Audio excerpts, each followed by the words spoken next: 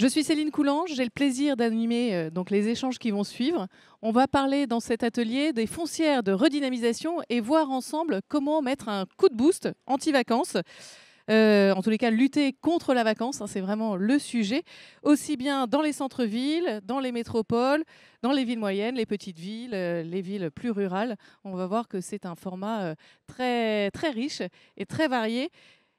Et pour en parler, je suis avec Isabelle Bonneau-Juin, responsable de l'économie mixte à la direction de l'investissement de la Banque des Territoires. Bonjour. Pierre-Étienne Perrol, directeur général de Semaville, basé à Belfort. Et Sandrine Morel, directrice requalification commerciale à la CEMIP. Bonjour. La Vioré, c'est ça? Et ça, c'est à Pantin. Il faut que vous parliez dans le micro, sinon on vous entend pas. Tout à fait, c'est à Pantin. Merci en tous les cas à tous les trois d'avoir accepté notre invitation. Peut-être pour commencer, Sandrine, est-ce que vous pouvez nous dire, redéfinir un peu ce qu'est le véritable enjeu et en quoi on a besoin de redynamiser les centres-villes? Bonjour à toutes et à tous. Donc, pour pouvoir répondre à cette question, je vais moi-même entamer les discussions par une question. En ce sens, la question est de savoir pourquoi est-ce que les acteurs de l'économie mixte sont-ils désormais sollicités pour intervenir sur l'appareil commercial de nos territoires. Et pour cela, je vais vous demander de faire un petit pas de côté et de vous remettre dans la peau de ce que nous sommes au quotidien, en l'occurrence un consommateur. Et force est de constater que depuis une vingtaine et surtout une dizaine d'années, nous assistons à une évolution des besoins de l'acte d'achat et du comportement d'achat. Évolution du comportement d'achat qui se traduit par différents éléments factuels. Premièrement, bien évidemment, la digitalisation de l'acte d'achat qui a démarré il y a une quinzaine d'années et qui, bien évidemment, s'est renforcée depuis ces 5 ans. Deuxième élément aussi de modification du comportement d'achat qui concerne l'évolution au niveau de l'organisation des points de vente, par exemple, où maintenant le consommateur demande de plus en plus ce qu'on pourrait appeler un commerce instagrammable et donc avec une expérience client de plus en plus importante. Troisième fait très marquant et qui impacte énormément les centres-villes, qui est par exemple la baisse des activités de prêt-à-porter et bien évidemment donc la diminution de ces points de vente. J'entendais lundi par exemple sur France Inter, quand vous regardez les derniers chiffres en 2023, ce sont 4000 emplois qui ont été supprimés sur la filière du prêt-à-porter en 2023. Alors, je pourrais vous citer bien d'autres exemples, en plus de la caractéristique sociodémographique de la population qui, elle aussi, évolue. Et bien évidemment, cette évolution de l'acte d'achat a de facto une incidence extrêmement forte sur l'attractivité et sur la vitalité de nos territoires. Et en l'occurrence, 3 conséquences qui vont ensuite être un domaine et un enjeu pour répondre à votre question au niveau des foncières, qui est première conséquence, qui est l'augmentation bien évidemment du taux de vacances qui a été multiplié alors tant dans nos centres-villes, mais aussi sur les centres commerciaux. Là, on n'en parlera pas forcément, mais les centres commerciaux eux-mêmes sont aussi touchés par ce taux de vacances de plus en plus important. Et augmentation du taux de vacances qui, malheureusement, ne s'accompagne pas d'une baisse des valeurs foncières de référence. Parfois, on peut se retrouver avec des artères commerciales à 90% vacantes, mais malheureusement, les acteurs de l'immobilier n'adaptent pas leur stratégie de prix pour être en cohérence avec les besoins des enseignes et de nos commerçants indépendants. Donc, première conséquence, la vacance. Et donc, ça fait partie des enjeux, justement, sur lesquels, acteurs de l'économie mixte, nous allons devoir agir. Deuxième conséquence, suivant la typologie des territoires sur lesquels on intervient, qui est ce que l'on appelle la déqualification de l'offre commerciale. Donc, déqualification qui très souvent prend la forme de mono-activité avec l'installation de commerces de proximité prédominants sur certains cœurs de métier et qui ne sont pas forcément en phase avec, d'une part, les besoins de la population et surtout avec les exigences de nos élus en termes de rayonnement de leur territoire. Et troisième conséquence, en tant qu'emménageur, on le voit aussi beaucoup, qui est le besoin d'accompagner l'activation et la programmation sur les actes que nous pouvons accompagner. Donc là, on le voit bien, nous avons 3 enjeux sur lesquels donc, nous allons devoir agir. Et j'ai envie de dire, c'est la lettre de commande que nous avons au quotidien pour pouvoir remettre de la vie sur les rez-de-chaussée. Alors, je vais parler de rez-de-chaussée commerciaux, mais bien évidemment, comme on va le voir, les foncières n'ont pas exclusivement vocation à intervenir sur le commerce. Oui, c'est ça, ils ne font pas que du commerce. Pas exclusivement. Vous avez, suivant certains territoires, effectivement, notre lettre de commande et le besoin, c'est l'activation du commerce, mais sur d'autres territoires, on pourra le voir, on est sur des locaux artisanaux, des locaux de santé, des besoins justement d'activation du tissu industriel. Donc là, c'est la raison pour laquelle maintenant, on parle effectivement de plus en plus de rez-de-chaussée actif et un besoin justement de revoir notre mode opératoire en termes de programmation et d'activation de nos rez-de-chaussée commerciaux. Et donc, le recours aux foncières intervient dans ce cadre-là tout à comme fait, un outil. Exactement. Le terme outil est particulièrement adapté pour les foncières de redynamisation qui interviennent pas comme des sociétés autoportantes, mais pour mettre en œuvre des stratégies territoriales. Et c'est aussi pour ça beaucoup qu'on retrouve les outils de l'économie mixte présents, puisque par nature, l'économie mixte, ce sont les outils de la liberté ou en tous les cas de moyens d'action renforcés sur les territoires aux côtés des collectivités locales. Peut-être un mot de définition sur ce que sont exactement quand on parle de foncières de redynamisation. Ces fameuses foncières, donc des sociétés privées très majoritairement, en sachant que on évoquait le fait que les foncières s'appuyaient souvent sur les outils d'économie, mais pas exclusivement. Il y a aussi des foncières qui sont strictement privées ou des foncières qui s'appuient sur les acteurs de l'ESS.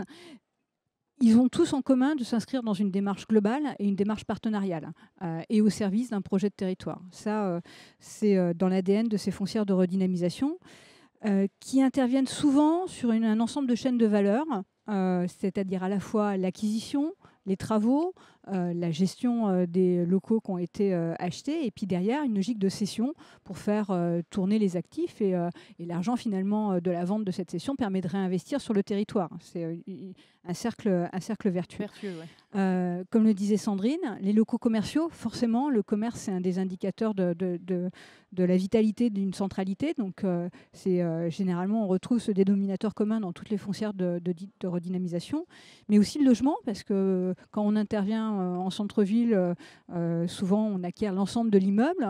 Il y a certes le pied d'immeuble qui doit être remis en activité sur le marché, accompagné, mais il y a aussi la requalification du logement au-dessus, obsolète, qui est vacant. Et donc on n'est pas simplement sur un focus uniquement sur les locaux commerciaux.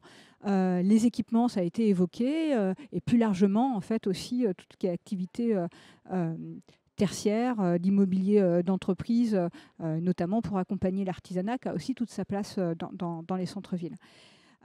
Donc des outils de portage immobilier qui s'inscrivent sur un temps long, c'est aussi un dénominateur de ce que sont les foncières de redynamisation et au service des projets territoriaux, d'où souvent le recours à l'économie mixte. Si je comprends bien, ce n'est pas une fin en soi. C'est une réponse à un projet et une stratégie territoriale. Ça ne peut pas être décorrélé et c'est extrêmement important. Et je pense que l'exemple qu'on va partager dans quelques instants avec Belfort ou avec Pantin, c'est l'illustration parfaite de cet outil qui n'est pas autoportant en soi, mais qui s'inscrit dans une dynamique. La Banque des territoires est très engagée dans le déploiement des foncières de redynamisation. Ça s'est même accéléré ces dernières années, notamment pendant le Covid, le plan de relance commerce. Et on a mobilisé de nombreux moyens pour accompagner ce déploiement, cette structuration des outils dans les territoires, à la fois en ingénierie, en financement, mais aussi avec notre expertise et en animation avec notamment le réseau national des foncières de redynamisation. Est-ce que vous avez des chiffres? Est-ce que ça marche? Avant qu'on passe aux exemples. Alors, l'objectif du plan de relance commerce fixé par l'État était d'arriver au déploiement sous 5 ans d'une centaine de foncières de redynamisation. Aujourd'hui, 90 foncières de redynamisation sont d'ores et déjà accompagnées, 75 ont été créées. Nous, on identifie côté Banque des Territoires encore une quinzaine de projets qui devraient arriver à maturation. Donc l'objectif des 100 est d'ores et déjà quasiment atteint en avance de phase, puisqu'on n'est pas encore au terme de cette période de mise en œuvre du plan de relance commerce. Et à 90%, ce sont des SEM ou des filiales de SEM, donc des outils d'économie mixte qui ont été sollicités pour les raisons qu'on évoquait, parce que c'est dans l'ADN de ces outils, outils des collectivités locales, de mettre en œuvre des stratégies qui répondent vraiment aux préoccupations des collectivités locales. Alors je le disais, hein, les foncières de redynamisation, on les retrouve sur tous les territoires, aussi bien sur le Grand Paris que sur le territoire un peu plus, pas petit, mais un peu plus étroit et éloigné, comme à Belfort. Belfort qui est une commune Action Cœur de Ville. Pierre-Étienne? Il s'est installé dans un ancien local qui vendait du charbon à l'époque, pour la petite histoire. Effectivement. Et alors depuis 5 ans, où en êtes-vous aujourd'hui? Écoutez, on était parti modestement avec une capitalisation d'1,2 million d'euros, je crois, à l'époque. Un business plan qu'on avait construit ensemble avec vos équipes, avec Jean-Philippe, je crois, hein, qui est sur un business plan modeste d'une dizaine d'actifs à 10 ans. Et en fait, 5 ans après, on est à 30 actifs. Donc, on a une grande progression. Mais c'est bien parce que, c'est pas par hasard, c'est parce que le sujet l'impose, au fond. C'est que la vacance commerciale est un vrai sujet et il faut s'attacher à le traiter. Et encore aujourd'hui, avec une actu forte autour de la galerie commerciale? Oui, on vient de faire l'acquisition d'une galerie commerciale qui est en hypercentre sur sur la rue piétonne, qui héberge une locomotive qui est la FNAC. On a la chance d'avoir la FNAC à Belfort, hein, quand même, pour une ville de 50 000 habitants. Et pour nous, pour l'élu, c'était vraiment important qu'une SEM locale puisse accompagner en fait, une telle locomotive. Nombreuses sont les galeries commerciales qu'on trouve en France et en Navarre qui sont complètement désertes parce qu'elles ont perdu leur locomotive. Et nous, on ne voulait absolument pas perdre la FNAC. Donc le meilleur moyen de rester en contact, c'est d'être localement présent, pouvoir répondre aux préoccupations de ces groupes et faire en sorte aussi que toutes les cellules commerciales qui sont autour, évidemment, qui vivent de cet afflux de chalands, de clients, puissent continuer à vivre. Donc une présence locale essentielle. Et donc on en a fait l'acquisition avec le soutien, encore une fois, de la Caisse des dépôts, de la Banque des Territoires, hein, puisque c'était un gros morceau à avaler. Quel a été leur rôle précisément? Financeur de la dette, hein, puisqu'on est sur une acquisition de 8,5 millions et une prise en capital encore plus marquée dans ces Maville, hein, puisqu'on a combiné augmentation de capital, on est passé de 1,2, je vous passe une augmentation de capital intermédiaire, on a fait l'acquisition d'un hôtel-restaurant, et là on monte à 7,2 millions avec une poussée marquée de la Banque des Territoires, et puis un financement long terme aussi, qui va nous permettre de bien asseoir les modèles financiers sur cette galerie.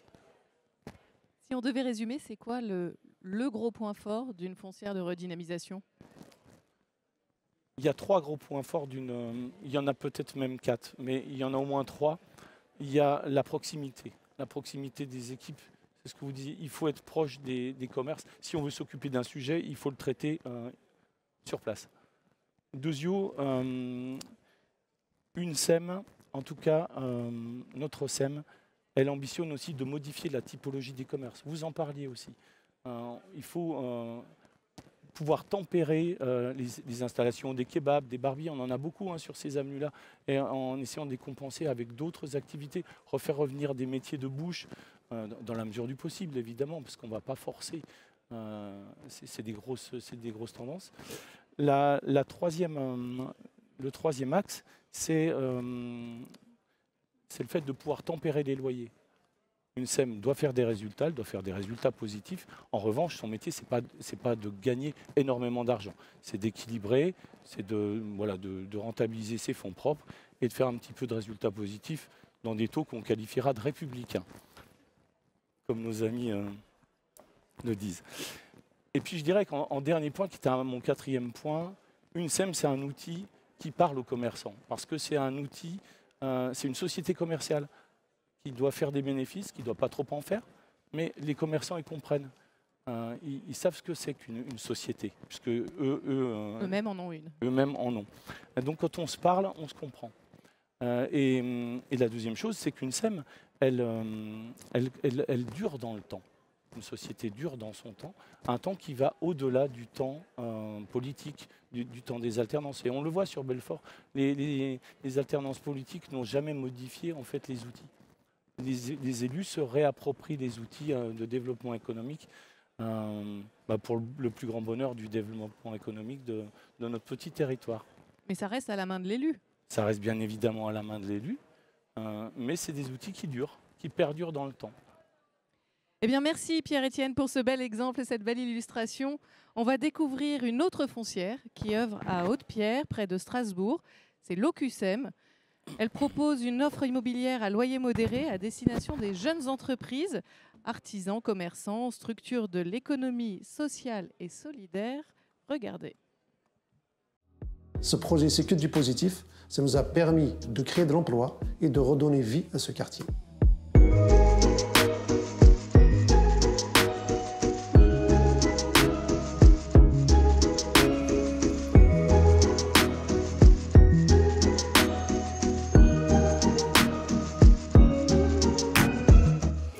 Haute-Pierre, c'est un quartier populaire situé à 10 minutes de Strasbourg. C'est un quartier qui est en pleine expansion ces dernières années. J'avais déposé un dossier auprès de Locusem quand ils ont lancé la réhabilitation du quartier et le lancement du projet Cervantes, où mon dossier a été accepté. Ils nous ont suivis dans l'aménagement. Donc on est ouvert depuis 2018 et ça, c'est grâce au partenariat avec Locusem. C'est des quartiers populaires où on a beaucoup de personnes qui ont du mal à se déplacer en ville pour leurs besoins, on va dire. Et là, le fait de se rapprocher d'eux, ça répond à un besoin bien primaire comme l'ophtalmologie, la pharmacie ou un opticien, quoi. Le projet Cervantes s'inscrit dans le cadre du premier programme de renouvellement urbain. L'objectif était d'apporter aux habitants de Haute-Pierre des commerces, également des services de proximité avec le laboratoire, la pharmacie. La raison d'être de la Locusem est d'œuvrer au développement économique dans les quartiers politiques de la ville. On intervient en concertation avec les élus et avec les directions des territoires pour faire émerger des projets qui répondent aux attentes et aux besoins des populations. Donc amener des services de proximité, des commerces. On aide à faire émerger des projets qui, sans notre intervention, auraient du mal à aboutir. On intervient là où le privé ne va pas et on contribue de cette manière à lutter contre les inégalités territoriales. Avant l'investissement, on était sur un bâtiment dégradé, vétuste. On était sur un bâtiment où il n'y avait pas de service, qui avait besoin d'une véritable rénovation. C'est ce qui a été fait et c'est ce qui a permis d'implanter de nombreux commerces, de nombreux services. C'est important pour la Banque des Territoires d'être dans un milieu urbain parce que notre vocation est de ne pas oublier les territoires qui se trouvent ici sur l'Eurométropole de Strasbourg pour développer l'activité et faire en sorte que les habitants puissent vivre, travailler, avoir des services décents là où ils habitent. Avec Locusem, nous avons l'ambition et la volonté de mettre en place un plan d'investissement de plus de 20 millions d'euros dans les années à venir pour continuer à dynamiser l'activité économique dans les quartiers prioritaires de la politique de la ville. Le fait d'installer des programmes de services de proximité comme un opticien, comme un pharmacien, c'est des services qui sont des services privés mais qui ont une utilité publique. Ça embellit le quartier et ça crée de l'emploi.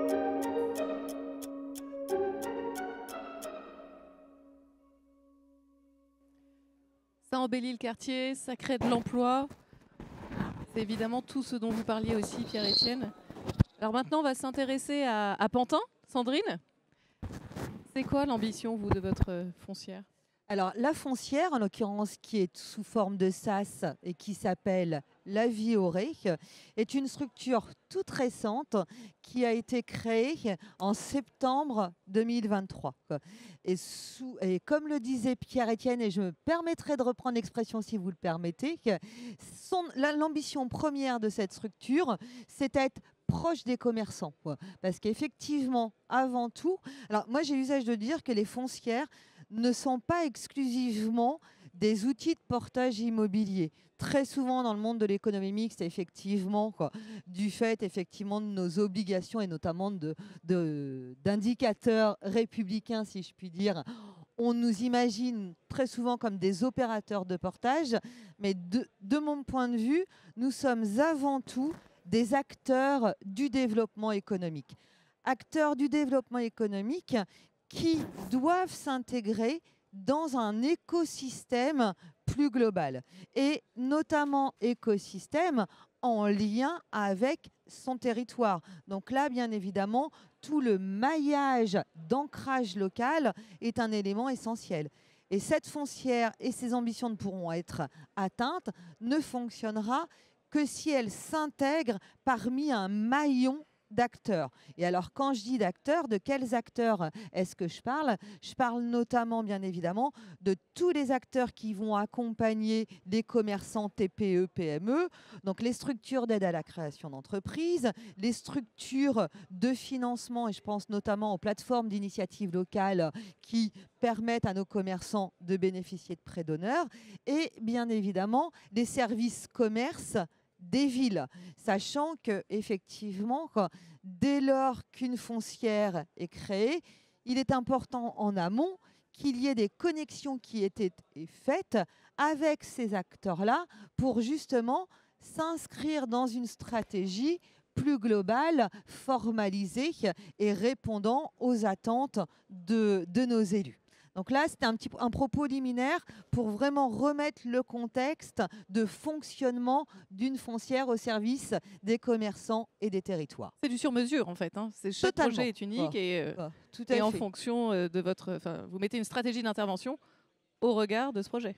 Exactement. Et effectivement, le sur-mesure, moi j'ai pu le voir. Là, je vais vous présenter Pantin. Précédemment, je me suis occupée d'une autre SEM en Seine-Saint-Denis. Et là, effectivement, autant la méthodologie et notamment la méthodo soit déployée par la CET est un élément fondamental. Mais après, notre diagnostic territorial doit vraiment nous permettre d'avoir notre fil d'Ariane. Donc, pour vous parler brièvement de Pantin, alors je suis contente que Belfort soit présente parce qu'on a pas mal, en échangeant tout à l'heure, on a pas mal d'analogies, même si on fait du sur-mesure à chaque fois, il y a quand même pas mal d'analogies territoriales entre Belfort et Pantin. Donc, Pantin, c'est pas très loin d'ici. Pour ceux qui ne sont pas du territoire francilien, vous passez le périph' et vous passez la Villette et on arrive sur Pantin. Alors, pendant des décennies, Pantin était, ce qu'on a usage de dire chez nous en Seine-Saint-Denis, un territoire servant de Paris. En ce sens que la ville accueillait toutes les industries, et notamment les industries polluantes, que Paris ne souhaitait pas. Donc, excusez-moi pour les... Mais c'était l'histoire. C'est le constat. C'est le constat, ça a été la construction de nos villes, notamment sur l'Est parisien. Et donc, évidemment, territoire très industriel et donc une composition sociologique qui découle de ce passé industriel. Et à partir des années 70-80, tout comme à Belfort, on a eu une grande libération de tènement foncier, donc un départ d'emplois très conséquent, ce qui a eu forcément des conséquences sur la sociologie et sur le fonctionnement de la ville. Et donc Pantin, anciennement territoire industriel, avec un processus de réhabilitation et de reconversion urbaine qui a été mis en place il y a un petit peu plus de 20 ans. Donc maintenant, Pantin, c'est 61 000 habitants.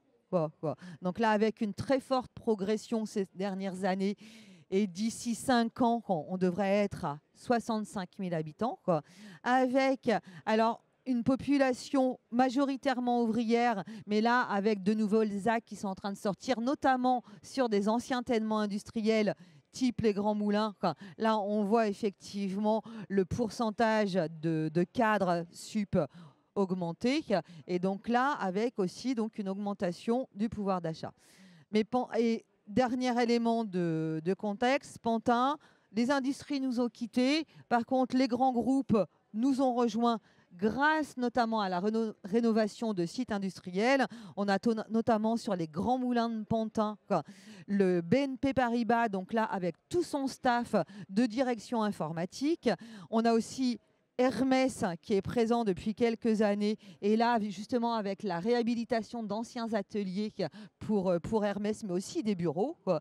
Et on a l'agence BETC, donc qui est une grosse agence de com, qui est venue nous rejoindre sur la ZAC du port, quoi, pour là tous ces bureaux, donc une activité de publicité. Et l'ANRU qui nous a aussi rejointe il y a peu. Donc vous voyez, donc mutation industrielle vers tertiaire qui s'est bien opéré. Mutation aussi en termes de pouvoir d'achat. Et avec, dernier élément de contexte, de grandes disparités d'un quartier à l'autre. Autant la mue urbaine a été finalisée sur certaines ZAC, donc comme je vous disais, la ZAC du canal et la ZAC du port, qui s'est faite aussi grâce à une ouverture de la ville sur l'eau, parce que pendant très longtemps, on a tourné le dos au canal et maintenant, on s'est réapproprié le canal et qui est vraiment un élément d'attractivité pour nous, mais encore avec de grandes fractures sur notre territoire. Avec au nord de la ville, notamment un quartier qui s'appelle le quartier des 4 chemins, sur la ligne 7, où là, on est encore sur un territoire alors, caractérisé par une population extrêmement jeune, quoi, vraiment, quoi, et plus un territoire, ce qu'on appelle un territoire de passage plutôt qu'un territoire de vie. Et donc, ce qui s'est accompagné d'une grande déqualification du commerce. Quand je parlais de monoactivité, là, on est effectivement typiquement sur ce genre de phénomène, avec notamment énormément de supérettes, de la restauration rapide peu qualitative, quoi. Et donc là, avec un gros enjeu, quoi.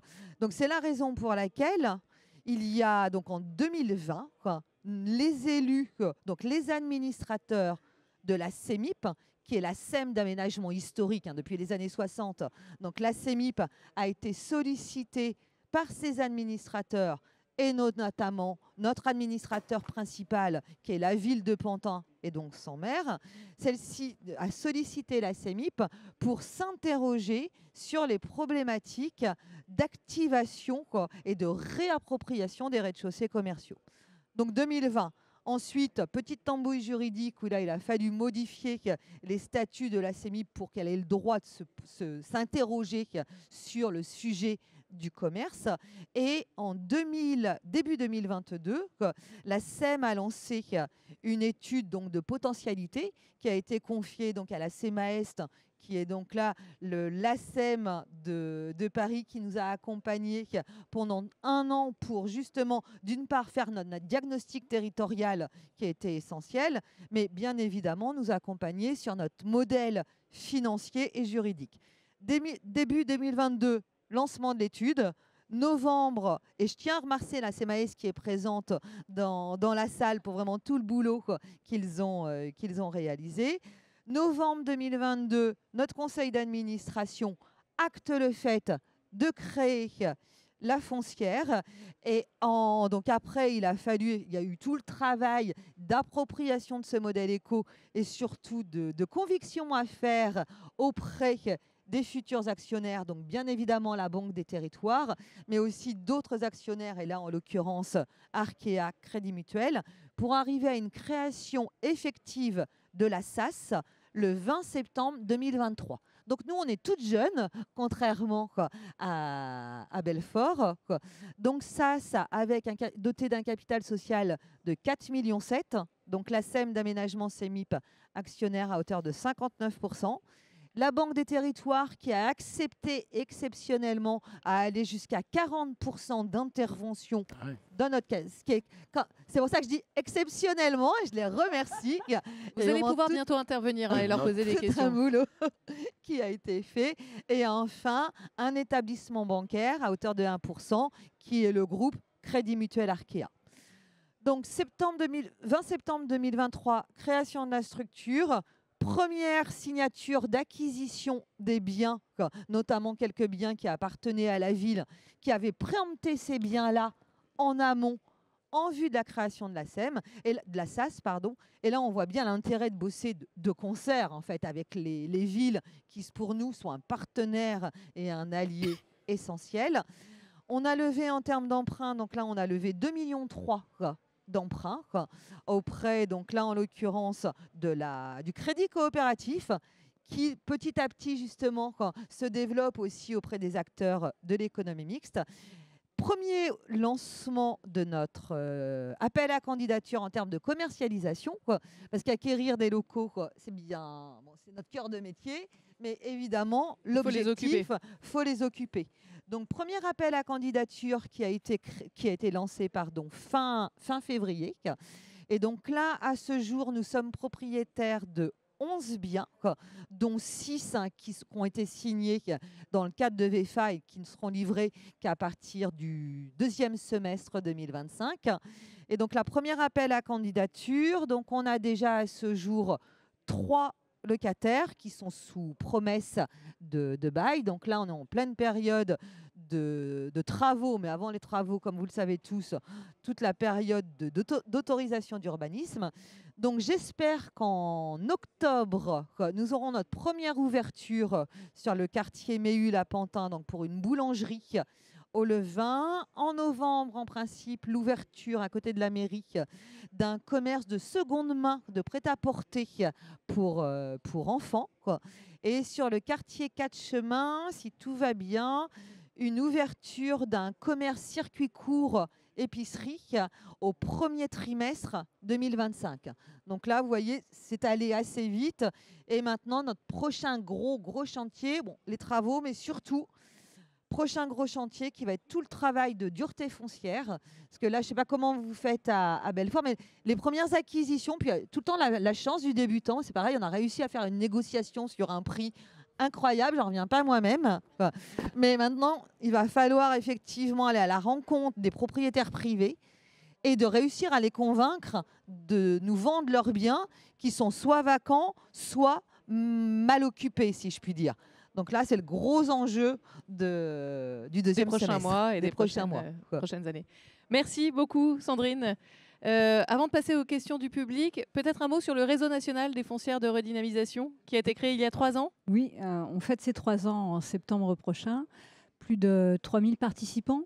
Ce réseau, créé en partenariat avec la Fédération des EPL, a deux objectifs initiaux. C'est à la fois de faire connaître le modèle, de quoi on parle quand on parle de foncières de redynamisation, auprès des collectivités locales qui sont prescripteurs pour qu'elles s'engagent dans une dynamique. À quoi ça sert ces outils? C'est quoi? Donc il y avait tout ce sujet de sensibilisation. Quand je parle des collectivités, on va parler des élus, on va parler aussi évidemment des collaborateurs, des agents des collectivités locales. Et le deuxième objectif, c'est une fois qu'on a aidé à accompagner, à structurer les premières foncières, c'est qu'elles partagent entre elles, parce que forcément, c'est des outils qui sont nouveaux, qui se développent, et on a tous à apprendre de ce qui se passe sur un territoire, les solutions qui ont été trouvées, les montages complexes, les bonnes pratiques. Comme ça a été dit, à chaque fois on s'appuie sur des projets de territoire qui sont à chaque fois singuliers, c'est du sur-mesure, mais on enrichit quand même sa démarche et sa manière de faire en partageant. Donc ce réseau, ça a été à la fois des ressources qui sont disponibles, accessibles à tous depuis la plateforme de la Banque des Territoires, des guides méthodos, des fiches de retour d'expérience détaillées, des témoignages, donc une palette d'outils à disposition de tous, et puis des temps d'échange, comme je disais. Prochain temps d'échange le 11 juillet prochain, où on fera des focus sur toute la redynamisation autour des gares, que ce soit en Île-de-France ou sur des territoires comme en l'occurrence Chartres et Saint-Nazaire. Ça a été dit sur la répartition territoriale. Un quart des villes ACV aujourd'hui sont couvertes par des foncières de redynamisation. 20% des départements ont fait le choix d'avoir des outils qui permettent de répondre à des échelles de villes centrales, mais aussi sur des territoires beaucoup plus détendus. Et puis, on a aussi quelques régions qui ont fait le choix d'avoir des foncières de redynamisation, donc une couverture territoriale très large, que ce soit d'ailleurs en métropole comme en Outre-mer. Merci Isabelle. On va maintenant passer à vos questions. Vous avez certainement beaucoup de choses à dire aux 3 invités qui sont ici sur le plateau. C'est Tamara ? Hugo. C'est Hugo qui va pouvoir passer le micro. Vous allez pouvoir, donc pour qu'on vous entende bien, peut-être lever la main et Hugo viendra vous apporter le micro. Est-ce que vous avez une question ? Oui, madame. Moi, j'aimerais savoir, s'il vous plaît, si vous avez des actions, si vous pouvez mettre en place des actions pour faire en sorte que les porteurs de projets qui se manifestent puissent durer dans le temps. Est-ce que derrière, ils se débrouillent tout seuls ou est-ce que vous les aidez, vous pouvez les aider, peut-être que pas. Hein, mais... Là, vous vous adressez à la SEM ou à la Banque des Territoires ? Je m'adresse plutôt à la SEM, puisque vous disiez que vous aviez fait un appel à manifestation, mais je pense qu'à Belfort, ça a été la même chose. Une fois qu'on a acquis les bâtiments, les locaux, il y a des activités qui se mettent en place et qu'on privilégie, mais derrière, comment on fait pour Comment on les accompagne ? Et vous êtes qui, excusez-moi ? Pardon, moi, je travaille à l'agglomération du Pays de Dreux. Merci. Alors, en termes d'accompagnement, déjà l'accompagnement, je pense qu'il se fait beaucoup en amont, quoi. Alors, vous voyez, nous, en tout cas, c'est ce qu'on fait sur Pantin. Il y a tout un travail qui est fait pour retravailler avec eux leur business plan, quoi. Parce que entre effectivement le moment où on voit le porteur de projet qui est à la phase d'idée et après pour arriver à un projet réaliste et réalisable, il y a tout un travail en amont, quoi, qui est à faire. Mais d'où l'importance aussi de la connexion. Tout à l'heure, je parlais des plateformes d'initiative locale. Le fait d'avoir recours à ces structures-là permet de diminuer la charge de la dette de nos commerçants. Donc, il y a cela. Deuxième élément, tu en parlais tout à l'heure, Pierre-Étienne, c'est bien évidemment sur les loyers. Parce que même si nous sommes tenus à un minimum de rentabilité, l'objectif, c'est aussi de proposer des loyers attractifs pour permettre aux commerçants d'être pérenne, sachant qu'en plus de cette politique de loyer attractive, il y a, en tout cas pour ce qui nous concerne à Pantin, une prise en charge d'un certain nombre de travaux. Vous voyez, par exemple, sur Pantin, on prend en charge tous les travaux de devanture, et quand vous intervenez sur des copros qui sont très anciennes, ça fait aussi quand même un coût d'investissement pour le commerçant bien moindre. Puis après, il y a tout le commerçant, tout l'accompagnement au quotidien. Et c'est là où c'est encore moins dans les habitudes des SEM. Alors, je ne vais pas dire nos habitudes, je suis désolée, parce que moi, je suis une développeuse éco pure et dure à la base. Il y a tout le travail d'accompagnement post-ouverture, déjà au moment de l'ouverture, pour l'accompagner dans ses relations avec les collectivités. Parce que déposer une DP donc pour la façade, c'est long, c'est complexe. Une AT, une autorisation travaux, 4 mois d'instruction, c'est extrêmement long et pénible et décourageant pour eux. Donc, il y a cette phase-là qui, de mon point de vue, me semble indispensable. Et puis après, j'espère qu'on arrivera à le mettre en place à Pantin, sachant que j'ai pleinement conscience que c'est extrêmement chronophage. Mais pour moi, il y a aussi un suivi qui doit se faire, effectivement. Suivi au trimestre, surtout pour la première année, pour justement voir comment le commerçant évolue. Et là, vous voyez, on essaie de mettre en place un partenariat avec la CCI de Seine-Saint-Denis qui vient de développer dans le cadre d'un programme FSE des formations sur l'aménagement de son point de vente.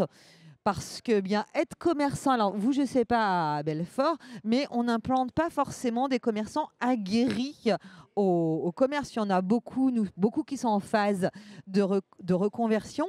Et évidemment, on ne naît pas commerçant. On le devient au fur et à mesure.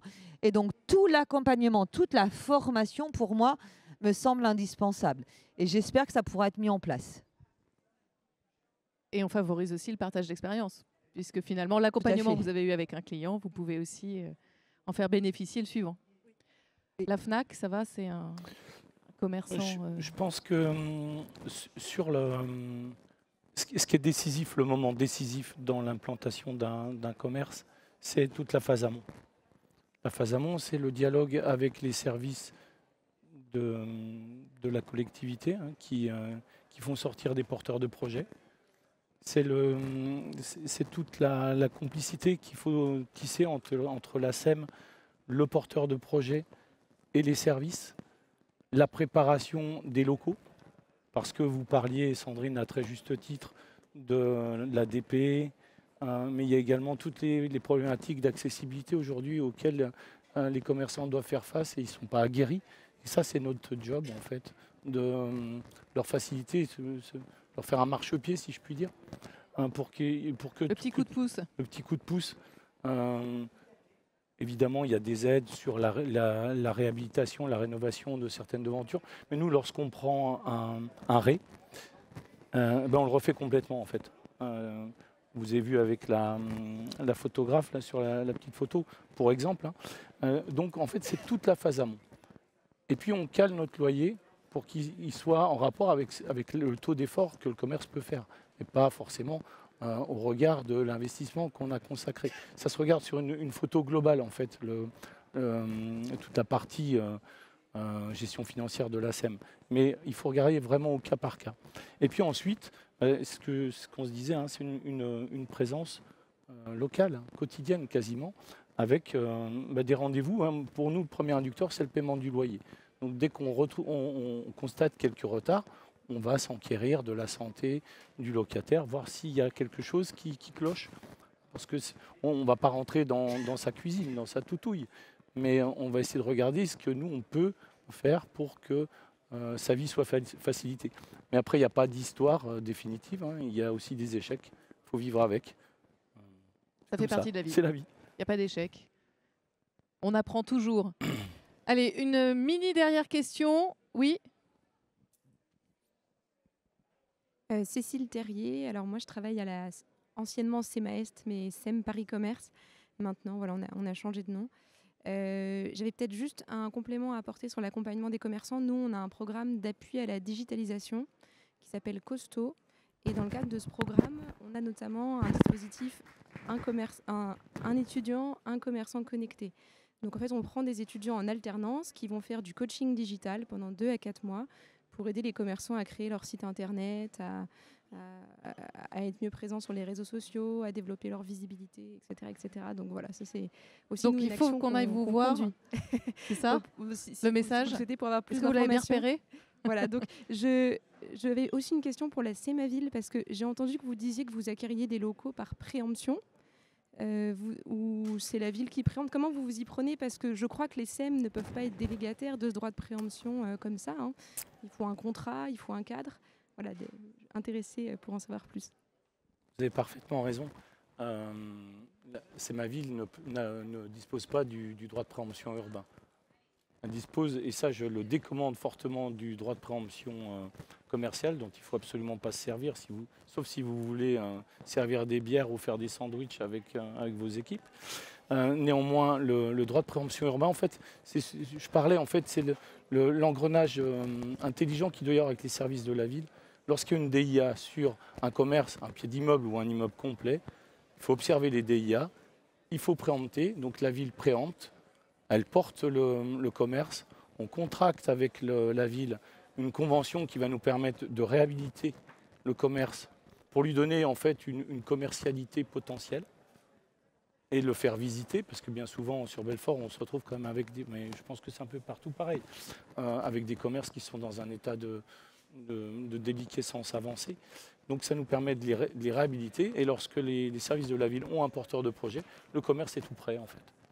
Et donc à ce moment-là, et seulement à ce moment-là, on rachète à la ville, on signe un bail, on rachète, et puis le Et tour vous faites est la joué. gestion du bail. Merci beaucoup à tous pour votre participation. Merci à tous les trois pour ces échanges. On retient quoi, Isabelle? Une solution pertinente, adaptée quand il y a un projet de territoire et que la Banque des territoires a à cœur d'accompagner. Voilà, agile et efficace, un véritable coup de boost anti-vacances. Il n'y a plus qu'à. Merci à tous.